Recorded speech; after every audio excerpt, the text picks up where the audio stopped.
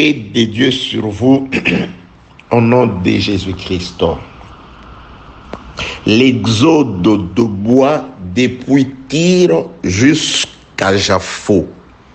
Audio numéro 12. Prenons sans plus tarder Passons à la lecture, allais-je dire, des Saintes Écritures. Je suis dans le second livre des Chroniques, de Chroniques chapitre 2. 2 Chroniques chapitre 2, je commence la lecture au 3e verset. Il est écrit: Salomon envoya dire à Huram, roi de Tyr: fais pour moi comme tu as fait pour David, mon père, à qui tu as envoyé des cèdres afin qu'il se bâtisse une maison d'habitation. Voici, j'élève une maison au nom de l'Éternel, mon Dieu, pour la lui consacrer, pour brûler devant lui les parfums odoriférants, pour présenter continuellement les pains de proposition et pour offrir les holocaustes du matin et du soir, des sabbats, des nouvelles lunes et des fêtes de l'Éternel notre Dieu, suivant une loi perpétuelle pour Israël. La maison que je vais bâtir doit être grande, car notre Dieu est plus grand que tous les dieux. Verset 7e.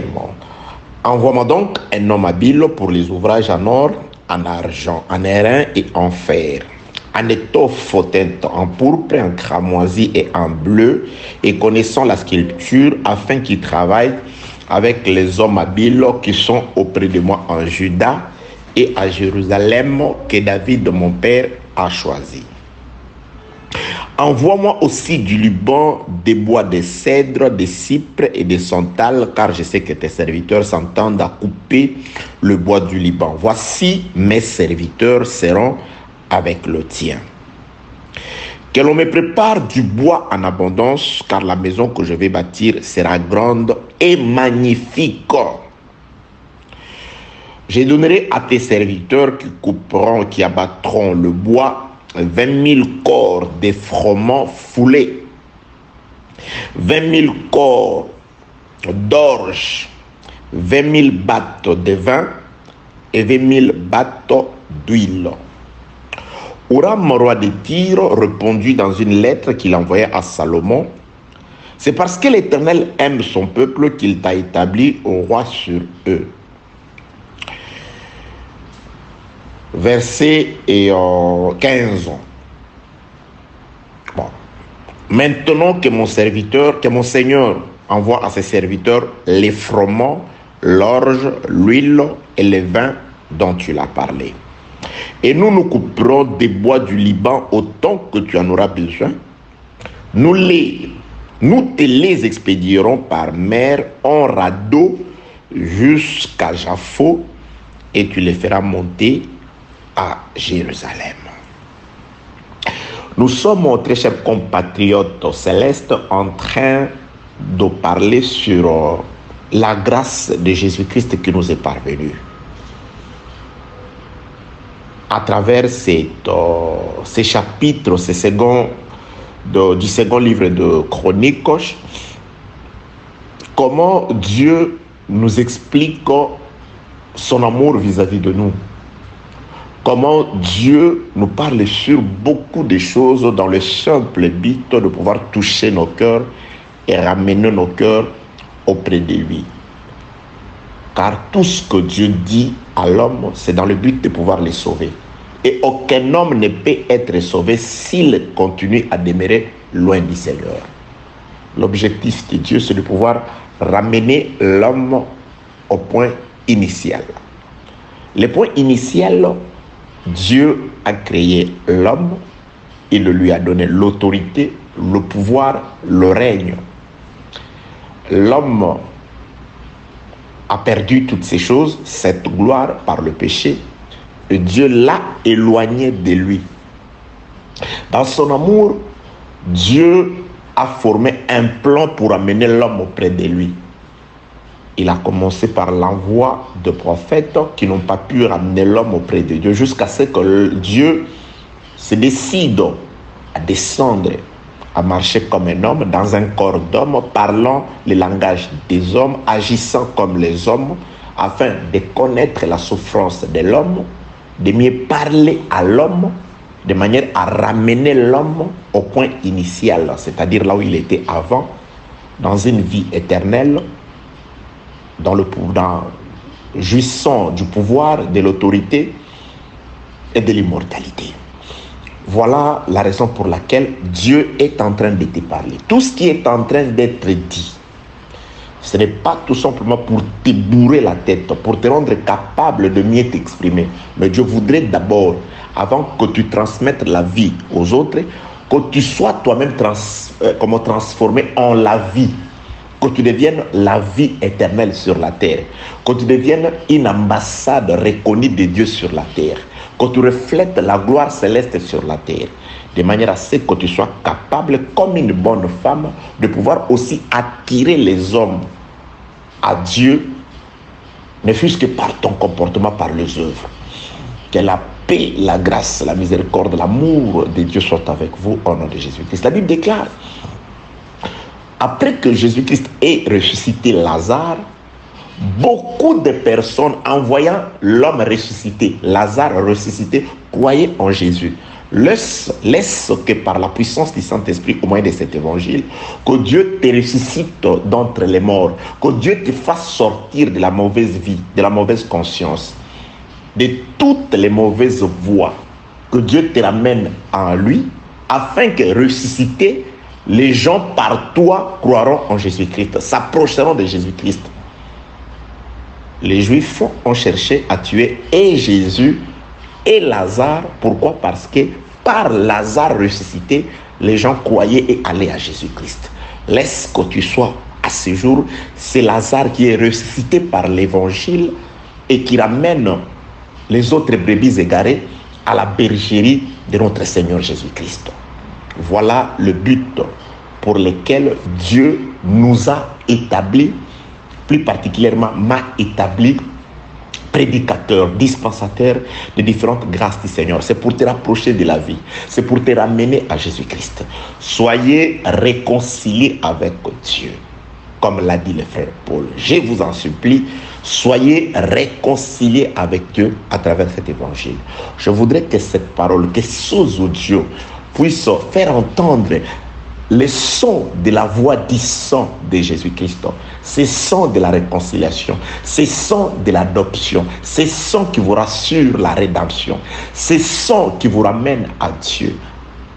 Que la paix, la grâce, la miséricorde et l'amour merveilleux de notre Dieu soit sur vous au nom de Jésus-Christ.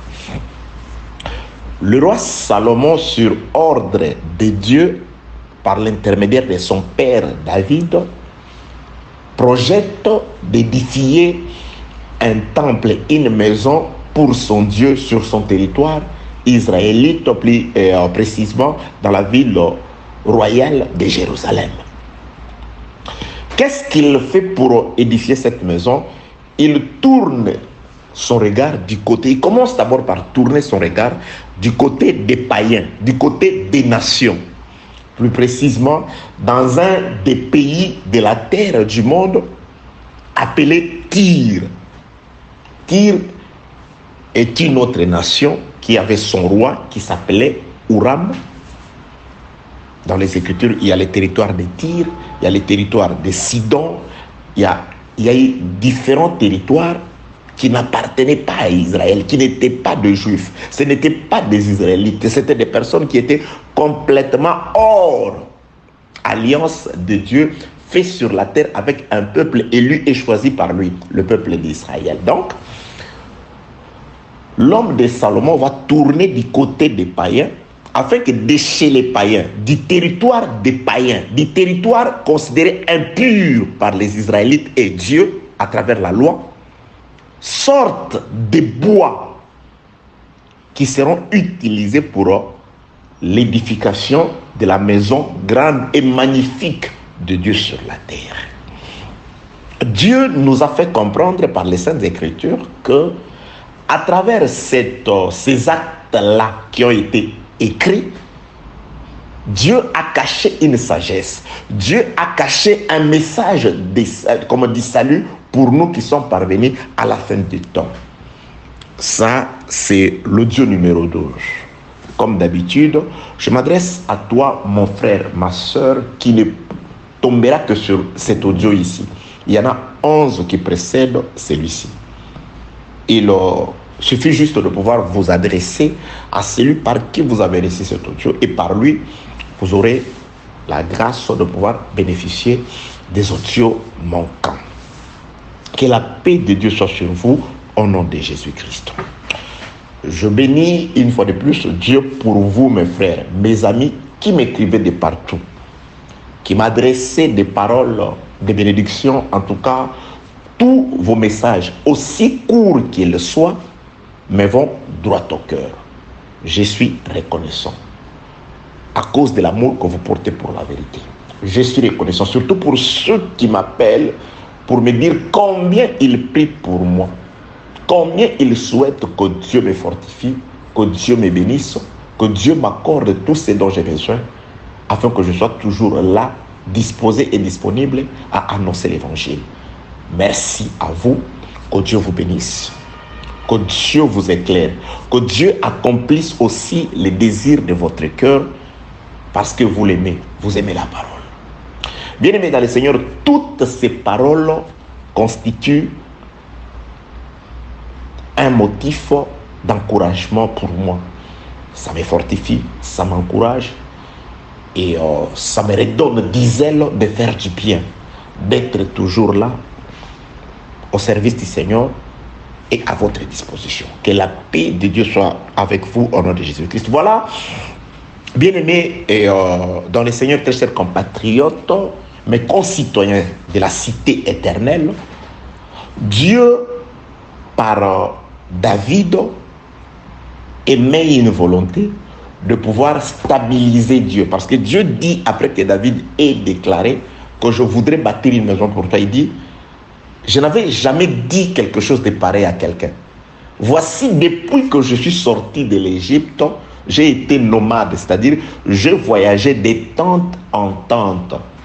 Alors toi, David, tu as déclaré vouloir bâtir une maison, c'est-à-dire stabiliser Dieu, enfermer Dieu dans une maison éternelle. C'était l'ombre des choses à venir. Et nous reconnaissons, bien-aimés dans le Seigneur, la demeure éternelle de Dieu, c'est le Seigneur Jésus-Christ. Là, Dieu a défait ses valises.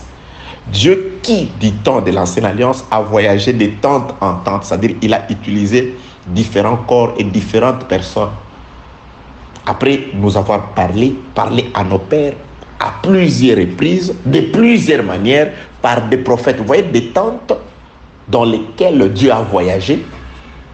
À ce temps de la fin, Dieu nous a parlé par la demeure éternelle, par la maison éternelle où Dieu habite, cette maison qui n'a pas été faite de main d'homme. C'est lui qui a déclaré, détruisez cette maison faite de main d'homme, je rebâtirai après 3 jours une maison éternelle contre laquelle le séjour des morts ne prévaudront jamais. C'est-à-dire la seule maison qui a vaincu et qui va vaincre la mort. La seule maison dans laquelle vous y réfugiez, vous êtes à l'abri de la mort, c'est le Seigneur Jésus-Christ. Que la paix, la grâce et la miséricorde de Dieu soient avec vous. Donc, dans l'ombre, l'homme de Salomon, en train d'exécuter la volonté de Dieu par David, il a besoin que certains matériels viennent de chez les nations. Il s'adresse au roi de Tyr. De chez toi, j'ai besoin de bois, envoie-moi le bois. Nous avons tout simplement compris que, bien aimé dans le Seigneur, parlant de bois, dans l'Ancienne Alliance, c'était aussi une façon de pouvoir représenter les hommes. Il y a Jotam qui va parler, pour parler des hommes, il dit, le bois ont cherché à élire un roi. Ils sont allés voir l'olivier consort. En soi, c'était une façon, une parabole dans laquelle il a caché la réalité qui était. Il voulait parler des hommes.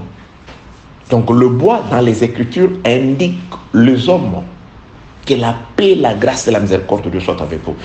Dans les audios précédents, nous avons démontré à plusieurs reprises comment Dieu, pour parler des hommes, il utilisait soit les bois, soit la pierre, soit les vents. Donc c'était des langages de l'ancienne alliance, de l'ombre, à travers lesquels Dieu voulait parler de l'homme, soit de lui ou des hommes que nous sommes. Le bois, c'est nous qui sommes nés dans une terre impure. Nous sommes sortis du monde. Mais on nous attend quelque part pour l'édification d'un temple spirituel de Dieu. Nous devons devenir des parties constituantes d'un sanctuaire. Or, le véritable sanctuaire qui a été promis dans les livres d'Ésaïe, voici le Seigneur votre Dieu, il viendra, il sera un sanctuaire. Le véritable sanctuaire, c'est le corps de Jésus-Christ, c'est le Seigneur Jésus-Christ. Donc, nous devons devenir des parties constituantes du corps de notre Seigneur Jésus-Christ, pas sur la terre, mais dans les lieux célestes. C'est pourquoi le frère Paul, dans le livre de Galates, chapitre 4, à partir du 18e verset jusqu'au 24e, il parle de deux espèces de Jérusalem. Il parle de Jérusalem céleste et de Jérusalem terrestre. Il dit, Jérusalem céleste, c'est notre mère, Sarah. Donc, nous sommes des parties constituantes de la Jérusalem qui n'est pas de la terre, Jérusalem céleste. C'est pourquoi nous n'avons rien à voir avec ces Jérusalem. Même la Bible déclare, quand Jésus-Christ est mort, Judas Iscariote est allé rendre cet argent au sacrificateur. La Bible déclare, non, ils se sont dit, non, cet argent-là, on ne peut pas le mettre dans les trésors. Parce qu'ils appelèrent cet argent les sangs. Ils dirent, avec cet argent, nous allons acheter un champ. Pas où nous allons construire des immeubles. Il dit non, nous allons juste acheter un champ afin de pouvoir, dans ces champs, enterrer les étrangers. C'est-à-dire, si nous avons une place à Jérusalem, c'est dans des cimetières. C'est pourquoi il est écrit que personne ne peut me voir, avait déclaré Dieu à Moïse, et rester vivant. Si vous voulez voir Dieu, vous devez mourir. Que la paix, la grâce et la miséricorde de Dieu soient avec vous. C'est pourquoi j'ai toujours dit, la ville des refuges n'était pas réservée aux voleurs, n'était pas réservée aux blasphémateurs. La ville des refuges était réservée aux meurtriers. C'était une ville uniquement réservée aux meurtriers. Vous devez être meurtrier si vous voulez y accéder. Donc vous voulez d'abord tuer, vous devez d'abord tuer. C'est pourquoi aujourd'hui, celui que vous devez tuer, c'est détruisez les membres qui sont sur la terre. Nous allons le voir. Car les arbres ne peuvent se retrouver à Jaffo s'ils ne sont pas séparés de la terre. C'est pourquoi on ne peut accéder à la véritable ville de refuge que celui qui a été meurtrier. C'est celui qui a tué, détruit l'homme extérieur, détruit les désirs de la chair, détruit les membres qui sont sur la terre. Voilà la raison pour laquelle dans l'ombre, la ville de refuge n'a été édifiée, n'ouvrait ses portes qu'aux meurtriers. Vous allez voler, vous venez ici, pourquoi j'ai volé? Non, rentrez là-bas, allez arranger là-bas. Ici, on a besoin de ceux qui ont tué, de ceux qui sont des assassins. Vous devez devenir des assassins, devenez des meurtriers. Mais qu'est-ce que vous devez assassiner? Qu'est-ce que vous devez faire comme homicide? C'est détruire les membres qui sont sur la terre. C'est détruire votre corps. C'est détruire les vieils hommes. C'est détruire les vieilles habitudes. C'est détruire les mauvaises manières que nous avons héritées de nos pères quant à la chair, de nos traditions, de nos coutumes, des milliers respectifs où nous sommes nés, nous grandissons, où nous passons notre vie. Nous devons devenir des hommes nouvelles. Nous devons manifester la nouveauté des vies. Que la paix, la grâce, la miséricorde et l'amour de Dieu soit avec vous au nom de Jésus-Christ. Bien-aimés dans le Seigneur. Donc, les bois doivent quitter la terre de Tyr, une terre païenne, pour arriver jusqu'à Jérusalem. Mais c'est parce qu'il y a beaucoup de choses qui accompagnent ce voyage-là. Nous avons intitulé cet enseignement l'exode de bois. Donc, un déplacement en masse de bois. Le bois qui doivent quitter Tyr pour aller à Jérusalem. Mais c'est parce que, je l'ai dit, l'itinéraire est spirituel. Tout ce qui accompagne ce déplacement est spirituel. Si Dieu nous le permet, bien aimé, il y a beaucoup de choses merveilleuses qui sont, que Dieu a cachées dans cette sagesse ici. L'homme de Salomon n'a pas seulement besoin de bois. Il a besoin. D'abord, il s'adresse à un roi.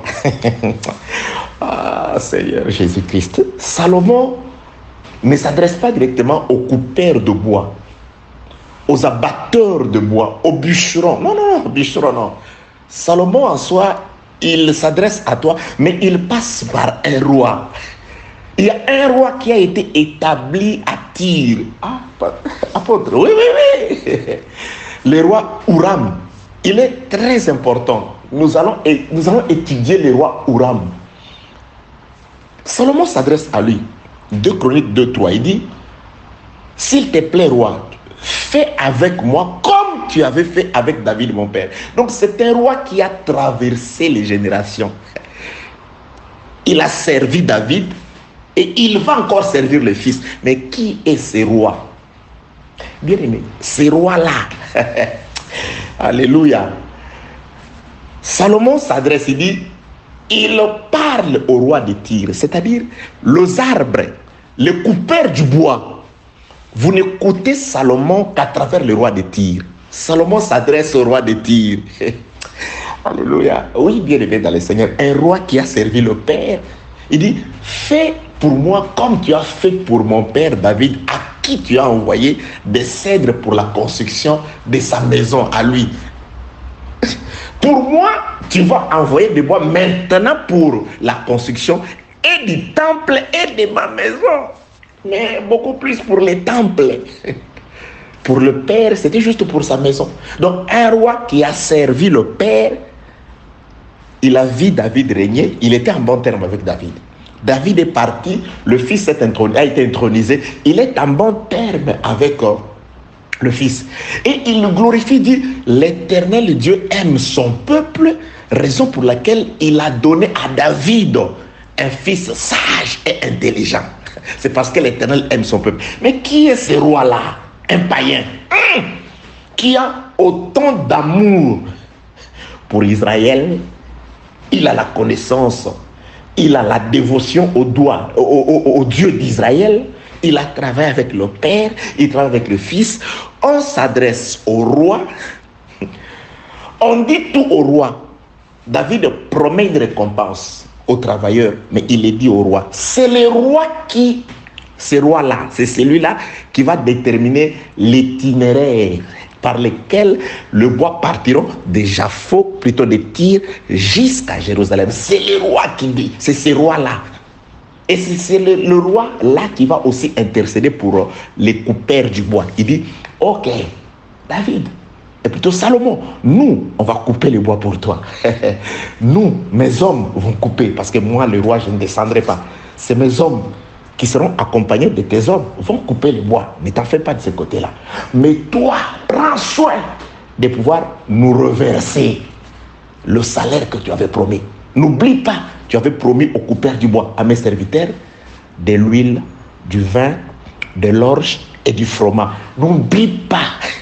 Mais bien, mais pourquoi les salaires? Salomon avait beaucoup d'or, il avait l'argent, il avait des pierres précieuses. Mais pourquoi veut-il uniquement payer les serviteurs avec l'huile, avec le vin, avec le produit de la terre? Pourquoi? Alléluia, Dieu vous aime. Il a caché la sagesse dans toutes ces choses-là, dans ces salaires. Mais ce que vous devez retenir jusque-là, en grosso modo, c'est que nous allons détailler plus tard, et que les travailleurs méritent son salaire. Si vous travaillez pour Dieu, il a prévu un salaire pour vous. Ces choses ont été écrites pour notre instruction. Celui qui travaille vraiment, qui est en train de couper les bois, parce que sur la demande de Salomon, en passant par son roi, est-ce que étude du nombre? Parce que Salomon reste à Jérusalem.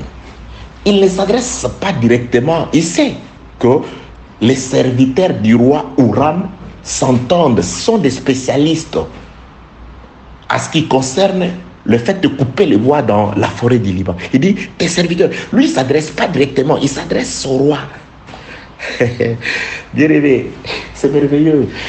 Dieu a établi une hiérarchie. Aujourd'hui, les gens, ils essayent de pouvoir mettre, je ne sais pas, renverser l'hiérarchie. Il y a une hiérarchie. que Dieu respecte. Je donne juste un exemple, ce n'est pas ça. Dieu dit, le frère Paul dit, écoutez la hiérarchie de Dieu. Dieu est le chef de Christ. Christ est le chef de tout homme. Et l'homme est le chef de la femme. Cette hiérarchie de Dieu, ça reste. Oui, le roi Salomon s'adresse, il a besoin de bois.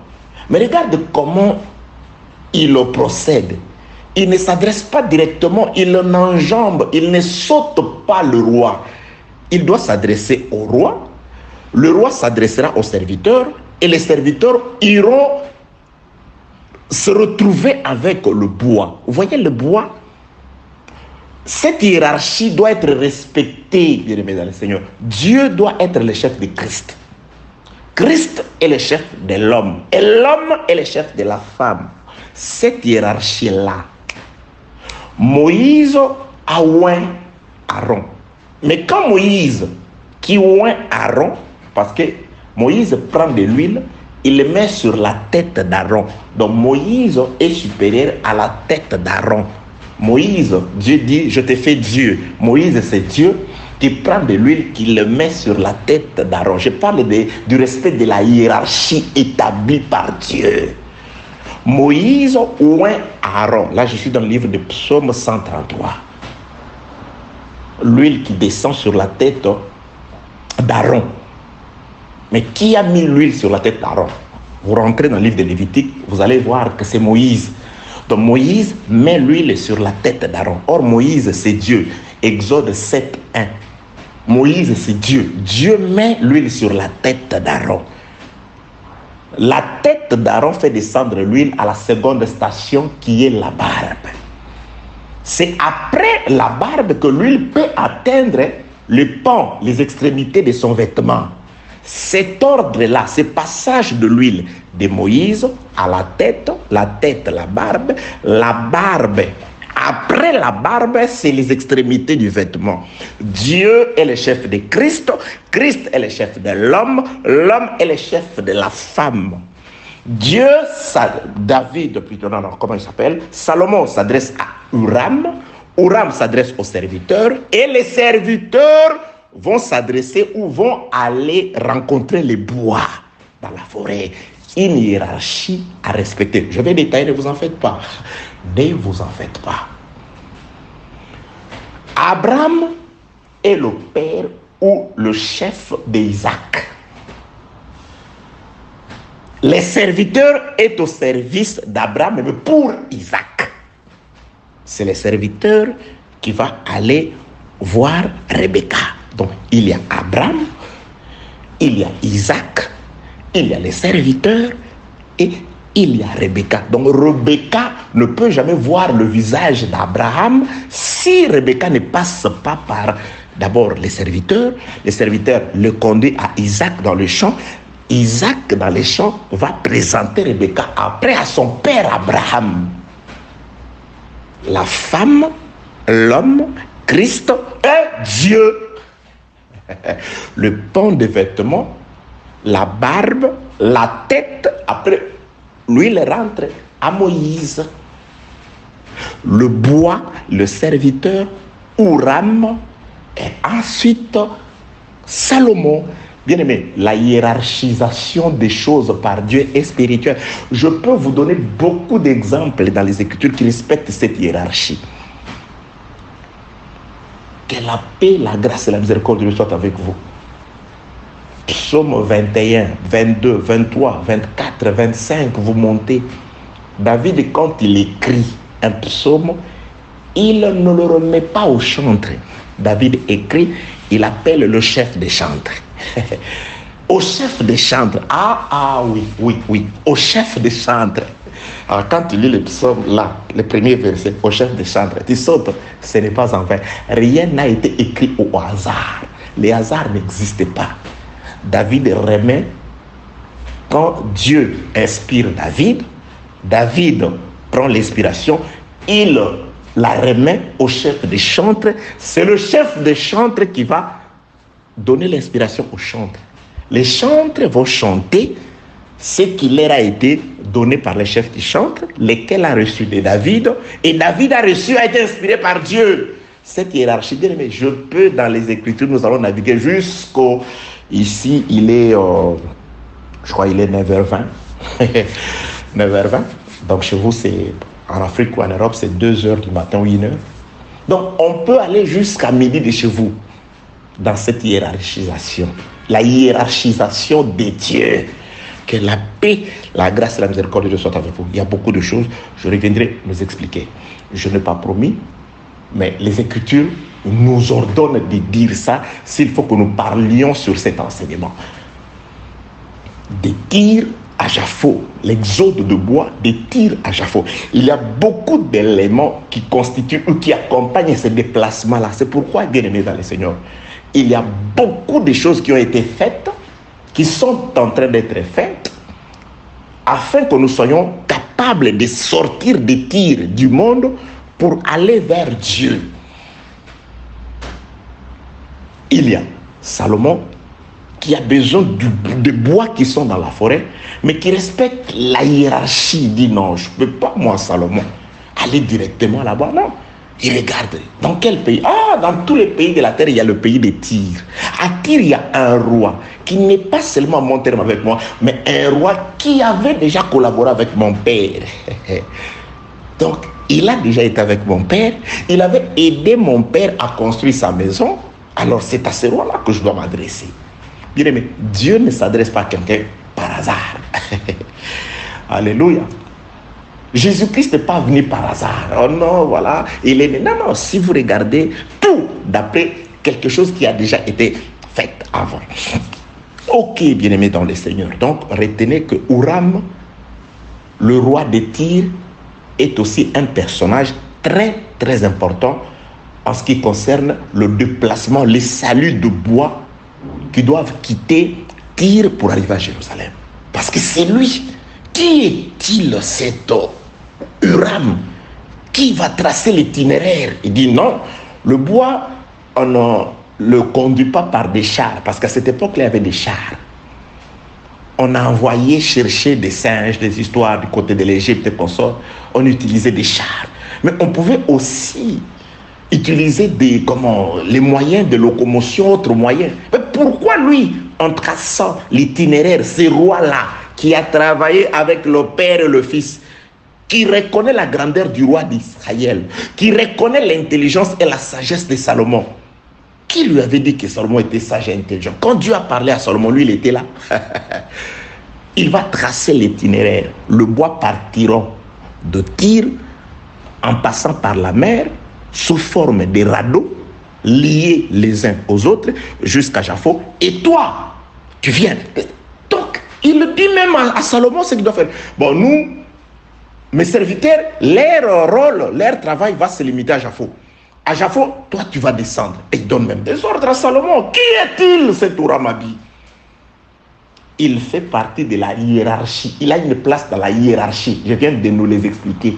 Si vous voulez déjà avoir une idée, replacez-les par rapport à Abraham, Isaac, les plus anciens de la maison, Rebecca. Replacez-les par rapport à Moïse, à la tête d'Aaron, à la barbe d'Aaron et au pont ou aux extrémités de la robe d'Aaron. Replacez-les par rapport à Dieu qui est le chef de Christ. Christ est le chef de l'homme. L'homme est le chef de la femme. Cherchez pour lui une place. Il a une place. Replacez-les par rapport à Dieu qui inspire David. David qui écrit et adresse le psaume au chef des chantres. Et le chef des chantres va enseigner les psaumes à la masse. Replacez-les.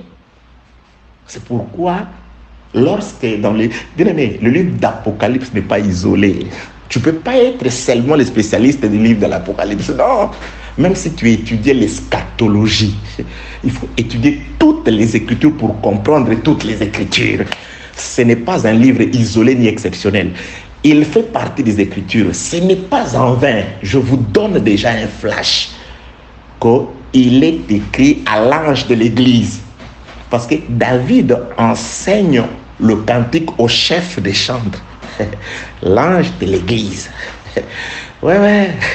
Que la paix, la grâce et la miséricorde de Dieu soient avec vous au nom de Jésus-Christ. Ce n'est pas en vain que Salomon s'adresse au roi Huram.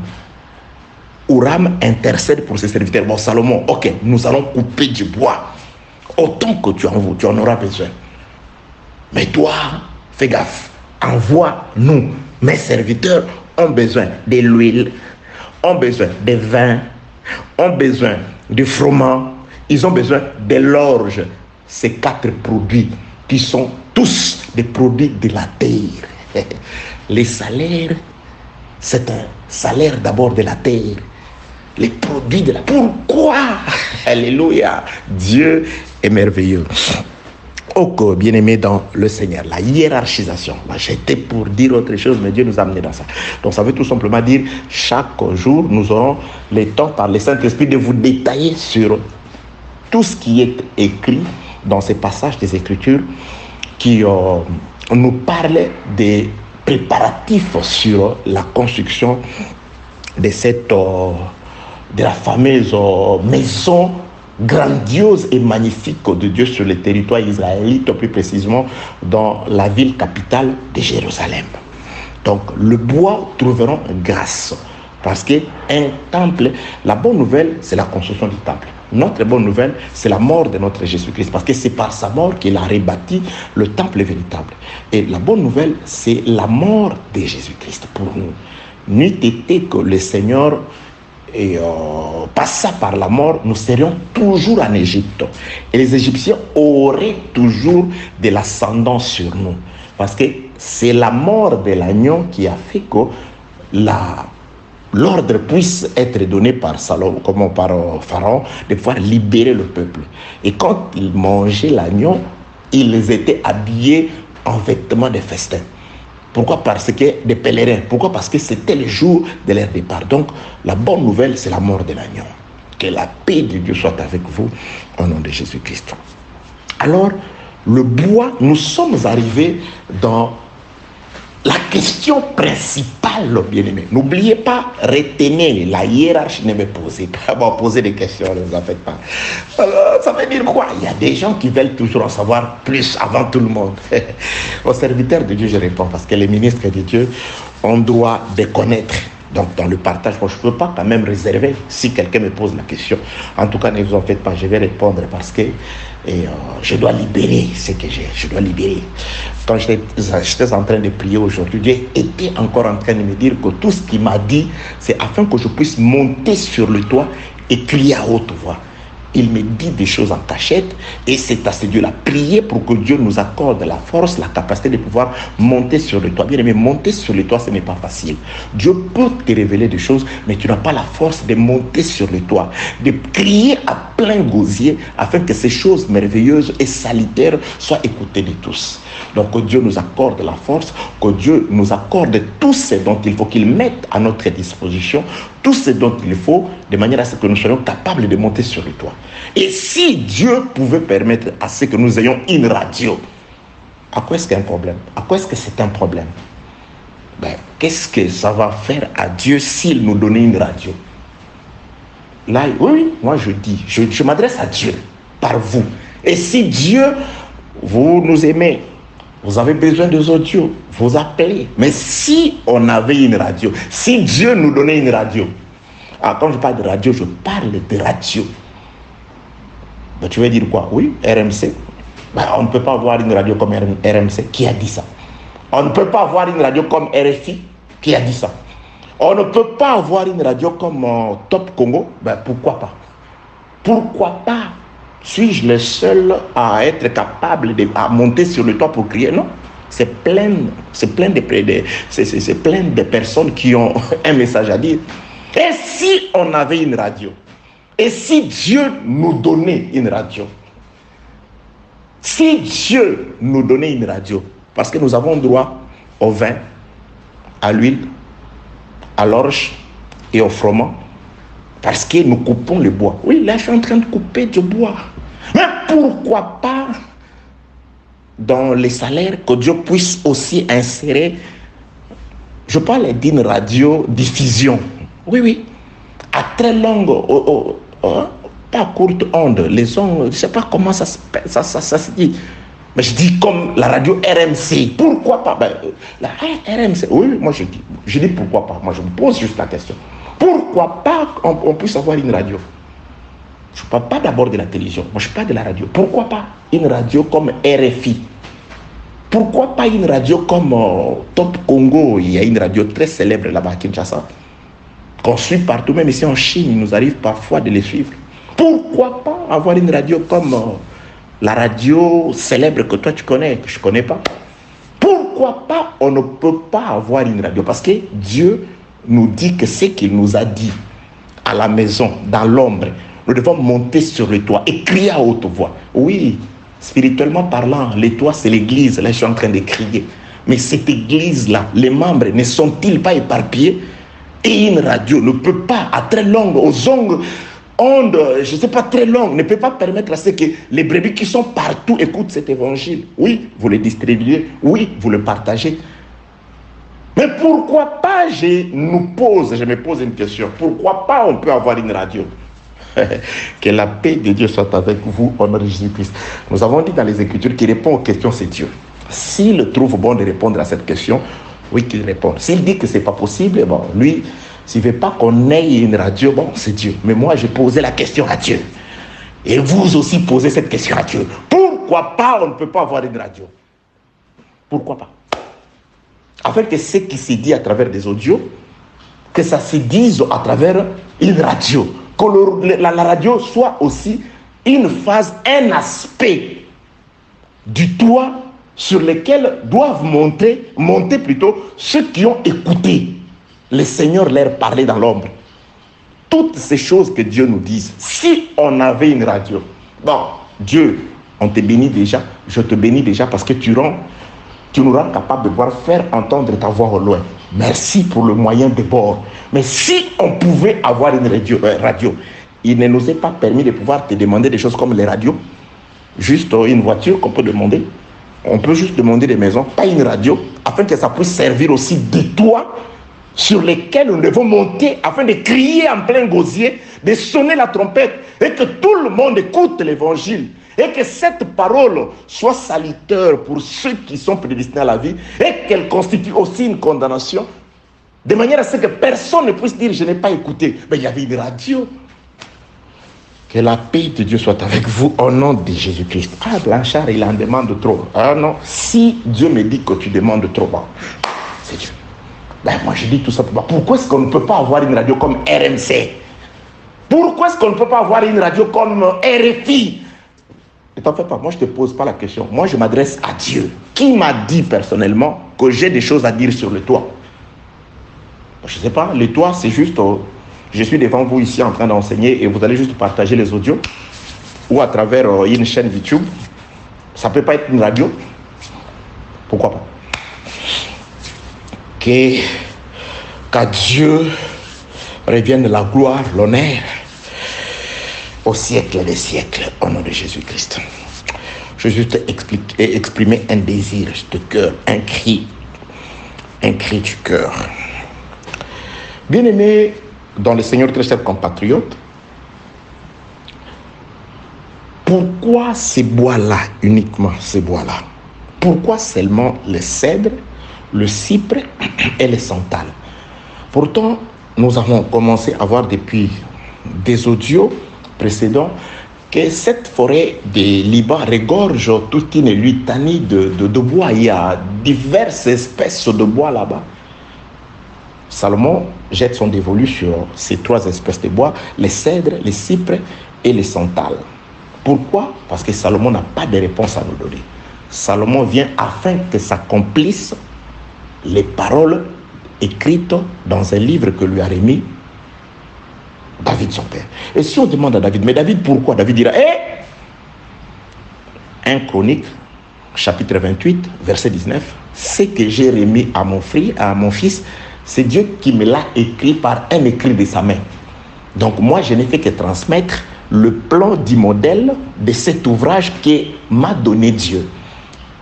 Donc en ce qui concerne le choix des matériels ou des matériaux, ça, c'est pas mon problème. C'est Dieu qui voulait qui a désigné les espèces de bois qu'il a voulu, qu'il a jugé dignes. Pourquoi Dieu n'a-t-il choisi que ces bois-là? C'est parce que cypre est exceptionnel, c'est parce que les cèdres est, je ne sais pas, magnifique, et que le santal est joli par rapport aux autres bois, non? Nous avons compris dans les Écritures que le choix, ce n'est pas par rapport au rôle qu'ils vont jouer, à la place que chacune ou chacun de ce bois va occuper à Jérusalem. Non, ce n'est pas par rapport à ça. Les places qu'ils vont occuper, c'est Salomon, c'est Dieu qui voudra qu'ils occupent ces places-là.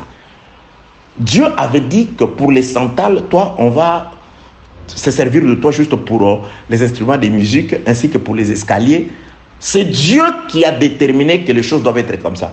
Alors toi, cypre, toi, tu vas juste te servir des sols. On va te placer sur les sols. C'est Dieu qui avait placé les cypres. Il pouvait dire, bon, là où sur les sols, comme on utilise les, comment ça s'appelle, les carreaux sur les sols, au lieu des cypres, l'hysope. Il pouvait dire que ce soit l'hysope. Donc les cypres ne peuvent pas se glorifier disant non, voilà, moi je suis très important parce que je vais être, c'est moi qui vais embellir les sols. Non, non, non. C'est Dieu qui a voulu que tu occupes cette place-là. Tu ne peux pas dire, je suis très important. Vous savez, dans cette église-là, moi je suis très important parce que si je ne suis pas là, qui va enseigner? Qui va enseigner? C'est moi qui chante bien. C'est moi, je suis le seul prophète. Je suis le seul. Non, non, non, non, non, non, non. Nous sommes de l'argile entre ses mains. C'est lui qui nous a donné les formes que nous avons. C'est lui qui nous place à la place que nous devons occuper. La main ne peut pas se glorifier au dépens de la jambe. Tu sais, toi, tu es moins utile. Toi, tu marches sur les ordures et consorts. C'est pourquoi on te pique à tort. Tu marches comme ça, tu as besoin de chaussures. Moi, je n'ai pas besoin de, je sais pas, des gants, les gants. Non, non, non. Tu es la main parce que Dieu a voulu que tu sois là. Tu es la jambe parce que Dieu a voulu que tu joues ce rôle-là. Tu es l'œil parce que Dieu a voulu que tu sois l'œil. Tu ne dis pas l'oreille. Toi, tu n'es pas important, toi. Tu ne dis pas aux parties honteuses. Vous, d'ailleurs, vous êtes très honteux, vous, les parties honteuses, là. Voyez la raison pour laquelle on vous cache. On ne peut pas vous laisser. On doit vous cacher. Hein, toi, là, tu côtoies toujours des excréments. Tu es vraiment une partie sans importance. Non, non, non. Si elle ne fonctionne pas, cette partie-là, c'est fini. Tu es étouffé, ça ne va pas. La bouche, comment tu vas manger si cette partie-là ne dégage pas? Donc, chaque partie est importante. Chaque partie du corps est importante. C'est-à-dire, c'est Dieu, l'argile entre les mains des potiers. Il fait de l'argile le type de vase qu'il veut. Je ne voudrais pas que nous puissions nous glorifier. Je ne voudrais pas que l'on dise, vous savez, ici c'est moi. Non, oui, oui, effectivement, c'est grâce à toi que plusieurs personnes ont vu la lumière. Mais tu n'es qu'un instrument que le Seigneur a utilisé. Et c'est Dieu-là qui t'a utilisé. Il y a des gens qui ont été aussi guéris lorsque les apôtres qui sont sortis pour aller prêcher, chasser les esprits impurs par Judas Iscariote. Oui, oui, il a aussi guéri, je crois. Il a aussi prêché la bonne nouvelle. Et ces gens-là ont écouté. Il y a des gens qui étaient possédés parce que quand ils sont tous revenus, pendant qu'ils disaient « Seigneur, Seigneur, les esprits impurs sortaient », Judas était du nombre de ces gens-là. Il avait aussi travaillé. Donc voilà sa fin. Le problème, ce n'est pas ce que tu dis ou ce que tu es en train de faire. Il faut que tu restes accroché, tu restes debout jusqu'à la fin. Que la paix, la grâce et la miséricorde de Dieu soient avec vous. Donc, bien aimés, dans les Seigneurs. Pourquoi seulement ces bois-là? C'est parce que leurs noms se sont retrouvés, pas par hasard, par la volonté de Dieu.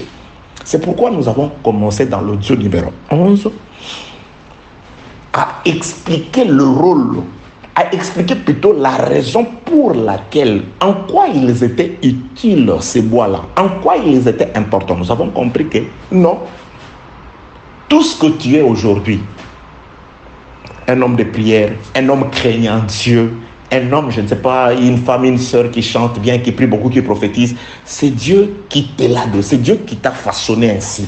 C'est Dieu qui a voulu que tu sois là. C'est pourquoi tu ne te glorifies pas au dépens de celui qui n'a pas ces dons-là. Tu ne te glorifies pas, tu ne te moques pas de... Surtout, il y a des gens qui se moquent de... Toi, il y a des gens qui utilisent les mots païens comme insulte. Toi, sors. Quitte là. Toi, un païen comme ça, tu vas parler avec moi. Tu es beaucoup plus païen que lui.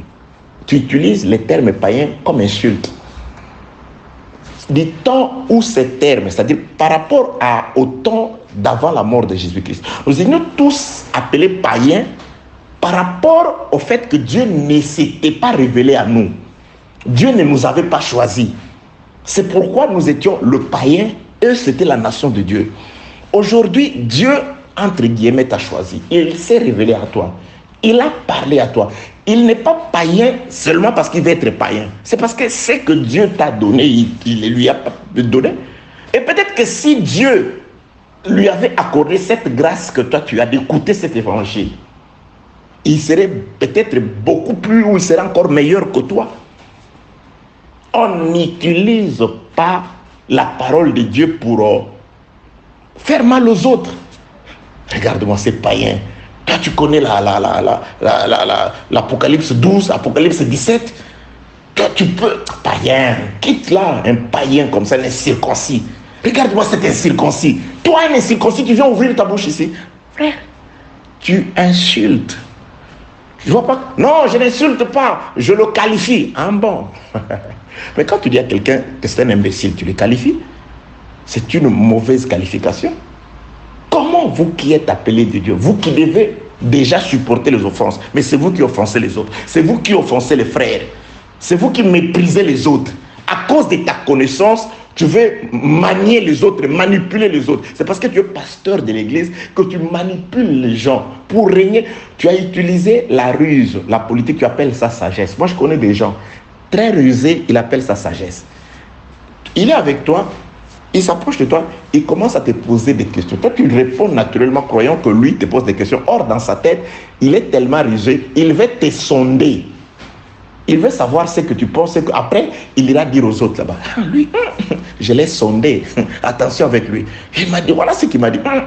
Non, non, non, ne lui donnez pas, ne le laissez pas prêcher. Parce qu'il est... Vous voyez, ça, ce n'est pas la sagesse, c'est la ruse.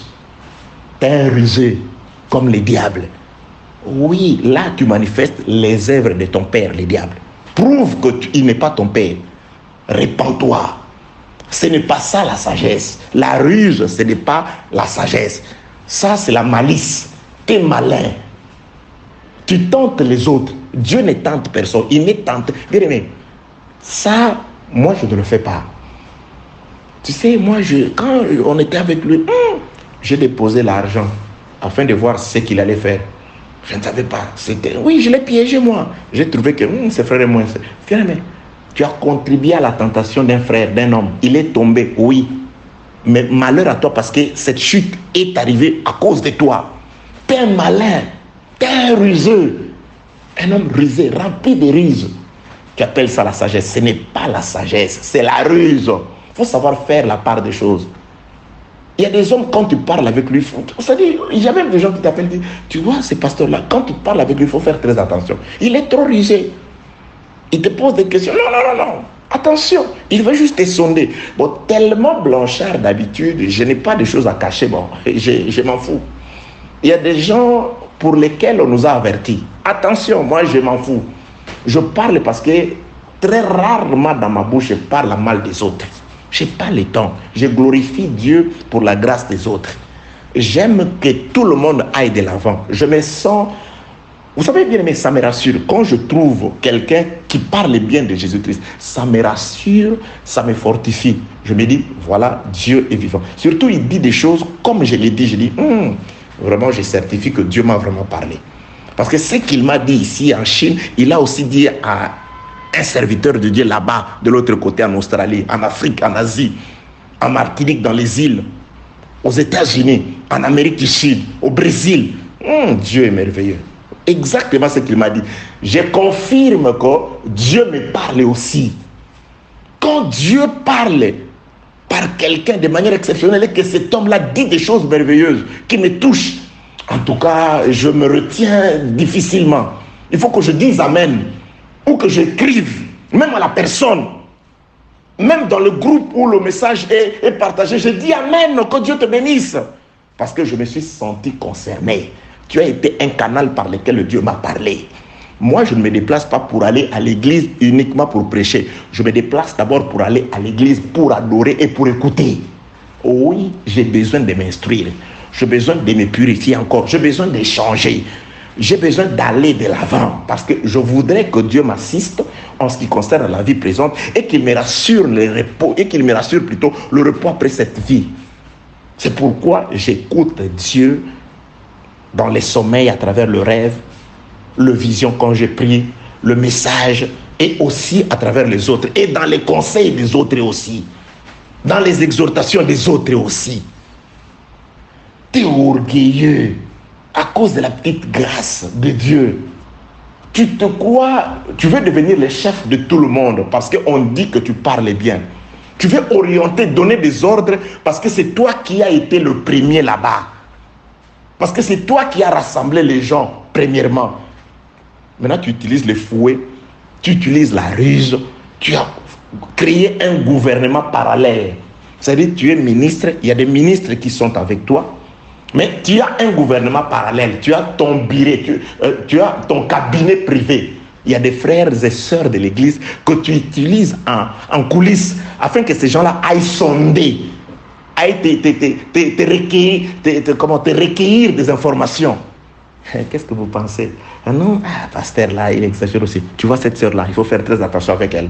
Tu vois ces frères là, il faut faire très attention. Il murmure trop. Pasteur, regarde ta position par rapport à la parole.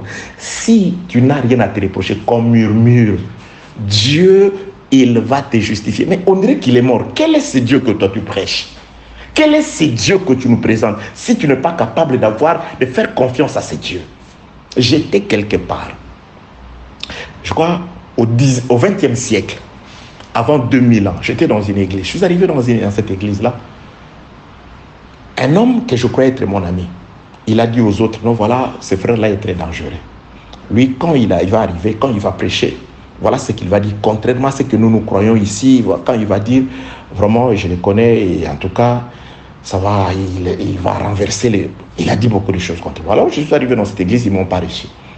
J'étais en permanence en train de prier, toujours de consort. Une nuit, j'étais en train de prier. Je dis, bon Seigneur, voilà, je voudrais vraiment que tu permettes à ce que je sorte de cette église. J'étais dans ces églises-là, nous avions l'habitude, nous avions des permanences, c'est-à-dire des maisons qu'on louait à part, où habitaient les serviteurs de Dieu et certaines personnes qui n'avaient où aller de l'église. Moi, j'étais là. Un jour, la nuit, j'étais en train de prier. Quand j'ai prié, c'est alors que Dieu m'a dit, non, reste dans cette ville. Je vais t'élever. Je reste dans cette ville et dans cette église. Je vais t'élever à telle enseigne que tous ceux qui sont dans cette église dépendront de toi. C'était impossible. C'était impossible. Et je vous assure, quelques mois plus tard, des situations sont arrivées à telle enseigne que si quelqu'un avait besoin de quelque chose à demander dans cette église, c'est moi qu'on utilisait. Parce que j'étais aimé de cette église. Si vous avez confiance à Dieu et que vous êtes sûr, vous n'avez rien à vous reprocher, et que vous vous battez pour être juste devant Dieu, bien aimé, ne vous en faites pas sur ce que les gens disent. Ne cherchez pas à savoir ce que les gens disent à votre dos. Qu'est-ce qu'ils disent derrière moi? Je voyageais, frère. Normalement, j'ai laissé les ministres. Mais toi, normalement, les ministres sont en train de faire la réunion. Il y a toujours un frère qui est là, en train de tournoyer tout autour des ministres. Parce que lui, il veut savoir qu'est-ce qu'on dit. Parce que c'est son pasteur qui l'a laissé. Non, frère, bon, vous êtes des ministres, mais ce frère ici, vous voyez, il sera quand même là, parce que lui, il va commencer à écrire tout ce que vous allez dire. Il n'est pas là seulement pour écrire. Dans une réunion des ministres, il y a toujours un frère. Chez nous, on l'appelle les petits de confiance, les petits moukonfia, les petits mouchogo, c'est-à-dire les petits de confiance du pasteur, l'homme de confiance, l'homme des sales boulots du pasteur. L'homme des mains, c'est celui qui exécute les sales boulots du pasteur. Il est là. Il écoute, il ne dit rien, il écrit toujours, il écrit, parfois il vient même chez toi. Toi, tu crois qu'un frère est venu te rendre visite, or il est venu regarder. Ah, pasteur, toi, tu es en retard, moi je suis allé chez l'autre là. Qui? L'autre missionnaire là qui est venu, mais je vois une nouvelle télé qu'on sort. Lui, il faut faire ça. Je crois que les frères sont en train d'aller le bénir là-bas. Allez, le pasteur va dire, bon, dans cette église, désormais, si vous avez quelque chose à donner, passez par moi. Ah. Que la paix, la grâce et la miséricorde. Oui, ces exemples, je les donne parce que, bien aimé, dans les Seigneurs, le bois, c'est par grâce qu'ils se sont retrouvés là-bas. C'est par grâce que ces bois ont été choisis. Ce n'est pas que c'était des bois exceptionnels, non. Je voudrais tout simplement dire que l'homme doit apprendre à faire confiance à Dieu. Tu ne dois pas toujours être là à chercher à savoir ce qui s'est dit à ton dos. David dit quelque part, psaume 119, cherchez ça vous-même. Il dit, les princes ont beau parler contre moi, mais moi je médite ta parole. C'est-à-dire, David était là, il savait que les gens parlaient contre lui. Mais David ne s'était pas mis à chercher à savoir qui parle, qui dit quoi contre lui. Les princes ont beau parler contre moi. Ils parlent contre moi. Ils parlent, on parlera toujours. Pourquoi toi, tu ne veux pas qu'on parle de toi? On doit toujours dire, mais les hommes parlent même sur le soleil. Il y a des gens qui me disent, ah, ce soleil aussi, on en a marre. Pourtant, il y a ceux qui ont besoin de ce soleil-là. Pourquoi? Parce qu'ils ont lavé les vêtements. Ils ont besoin de ce soleil-là pour sécher leurs vêtements. Alors, il y a quelqu'un que le soleil a frappé sur sa calvitie. Il dit, ah, ce soleil-là, je le maudis. On parle mal même du soleil, de la lune, des étoiles. Ah, ces étoiles-là, ça ne brille pas. Ces étoiles-là. On parle même contre la route, contre les vents. L'homme parle mal contre tout. Contre la nature, tout. Et puis toi, qui es-tu pour qu'on ne parle pas mal contre toi? Tu vas créer des services secrets tout autour de toi, des inspecteurs afin qu'ils aillent sonder les gens. Non, non, non, non, ce n'est pas important. Accroche-toi à la parole. Recherche la paix, la sanctification, la justice de Dieu avec ceux qui invoquent d'un commun accord le nom de Jésus-Christ. Sois calme. Compte sur Dieu. Regarde Dieu. Confie-toi à Dieu. Pour aujourd'hui, que celui qui a créé les choses de la terre vous bénisse au nom de Jésus-Christ.